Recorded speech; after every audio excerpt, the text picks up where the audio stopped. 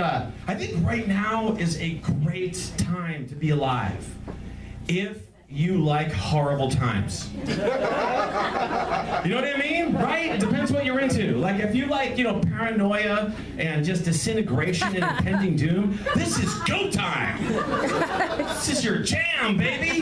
This is what you've been living your whole life for. It's just like stability and optimism is boring. That doesn't make good art or comedy or, tweets, does it? No. It's just like, but here's the good news. That I figured out all of us individually can do something to improve our own situation. And that's why after like 25 years, I'm gonna go back to smoking pot. Yeah, I'm gonna do that. Yeah, it can make my life a little better. You know what I mean? But it's just like, when stuff is just spinning down the drain, why not just sort of jump into a warm little bubble of hallucinogenic coziness with snacks? Have you talked to a hardcore pothead? Their life's amazing. They think that like Gerald Ford is president and gas is $1. Knowledge is power, but ignorance is bliss. That's what I'm saying. But I'm nervous. I'm nervous about the pot thing. I smoked pot when I was literally half my age, not even half my age right now. And I stopped doing it. I stopped doing it for a really long time. And it's like, I like to say, I didn't change, pot changed. Because in a number of years, when I was a kid, pot went from like this mellow Colombian or Mexican leaf to this high-powered torture serum that could get like a Guantanamo inmate to confess. You know what I'm saying? Like seriously, pot went from like, hey man, you wanna catch a buzz? Like, what, Cheech and Chong, to like, I did it! It was me! I killed JFK! Ah! What's up with him? Oh, he had a hit off the bong. You know what I mean? He had a toke, dude. He had a little indica and a purple skunk. You know what I'm saying? It's crazy. Pot got so strong, and I used to get really, after like my first little honeymoon with pot, I would get wasted out of my mind, way too high, crazy high, paranoid, and I'd be out at a gathering, at a party, and I swear to God, like if I was hanging out in front of you guys, I would, in my mind, I'd be like, why is everybody looking at me? They're all looking at me. Why are they laughing at me? They're all laughing at me.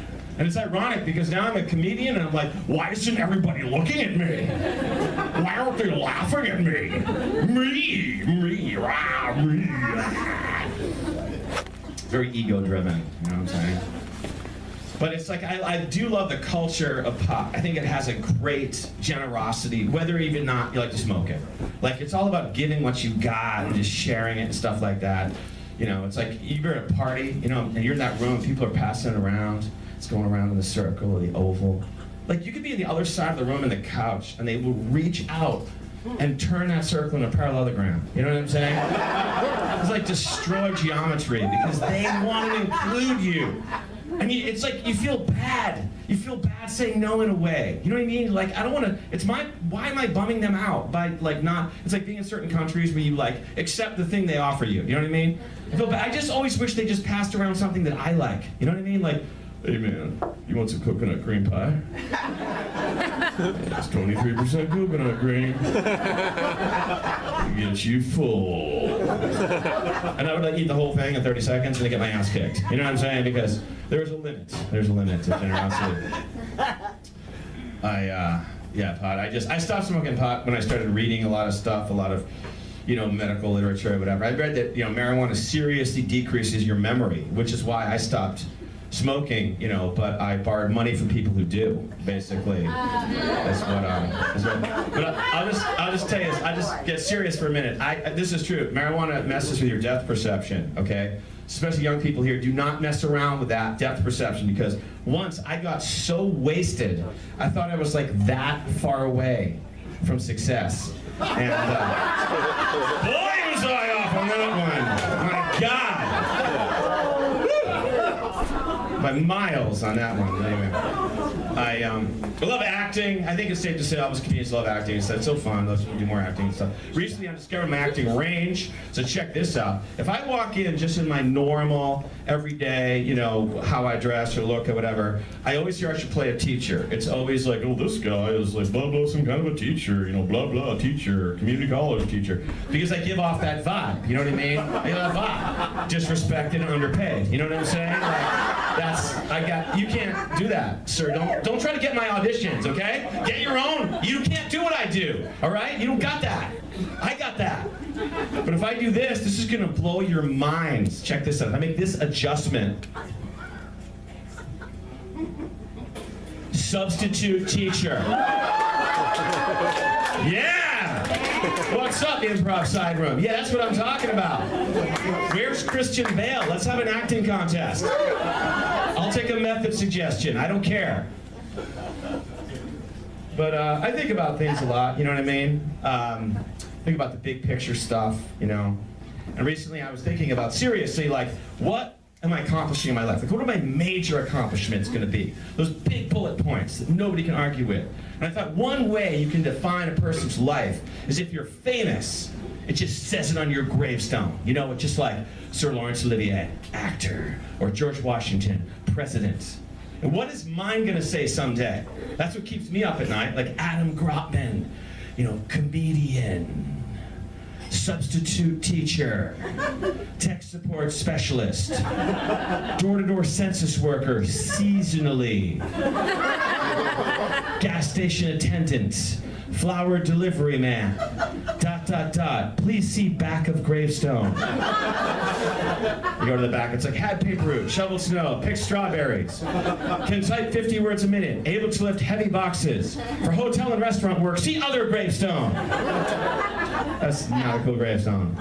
Not cool. Not gonna get chicks with that gravestone. If the dead guy could get chicks, you know what I mean? Like Jim Morrison does. I know he still does in Paris or whatever, wherever he is. You know what I mean? Not gonna. All that gravestone is gonna do is bum people out who visit the cemetery.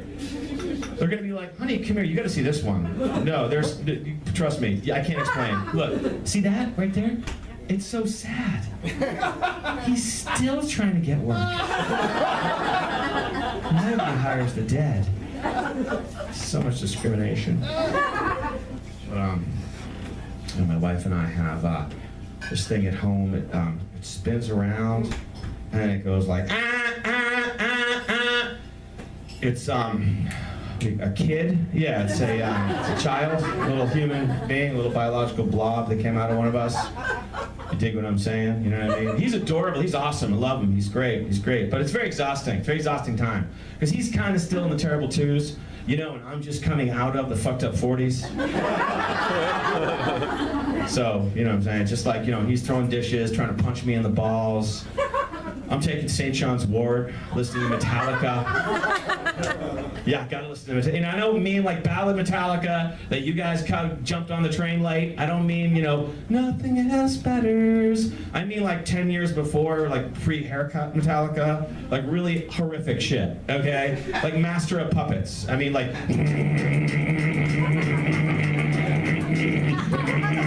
Master of Puppets pulling your strings. Things. It's like an angry Muppet with a really good drum beat. You know what I'm talking about? I play it out loud. It's probably like mutating my kid on a cellular level, you know? So you go to preschool, you go, Theo, what's your favorite song? He's like, wheels on the bus go round and round. The wheels jump off and the bus explodes. What a nice boy. Get him in that special class over there. Yeah, room 3A. Yeah, get him in that one. But is that the light? I honestly don't even know. I can't tell if there's a light or a weird bug strip in the back there. I don't know. Maybe it's red. I don't know.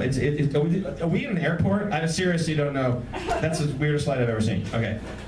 But I'll just tell you guys, it's my wife and I are both okay looking people. We're okay. We're okay. We're good enough. We're in acceptance.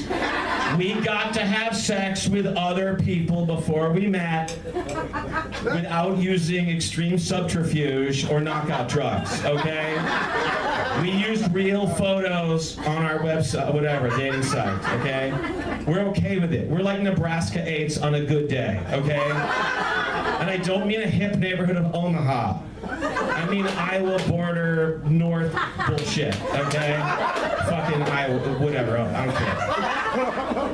My point is that something happened with our DNA when it combined like this magical Marvel superhero fucking origin story, where it sucked every possible good-looking strand of DNA out of all our generations going back 2,000 years and produced a kid who is freakishly good-looking compared to us. He's fucking objectively good-looking. He's so good-looking, like he doesn't even need to be smart, okay? Seriously. He can be a fucking dum-dum. Like, I want him to know the alphabet and how to count to 10, and he happens to be smart, but he doesn't have to be. That's what I'm saying. We're bringing up a boy toy, you know what I'm saying? A milf snack, a cougar bait, that's what we're bringing up. And I'm just gonna get out of here, I'll just say this. I just want my kid to be able to grow up, put on a nice suit, go to the Beverly Hills Hotel, order a cocktail, and talk to rich single ladies. That's what no cheating scandal in college here. That is a fucking waste of time, okay? Just go right to the money, you know what I'm saying? I'm just saying go with your strength in life. If that's your strength, go with your strength. Don't get a medical degree or go to law school if you could basically play tennis and pick out furniture. All right, I'm Gropman. Enjoy the rest of your show.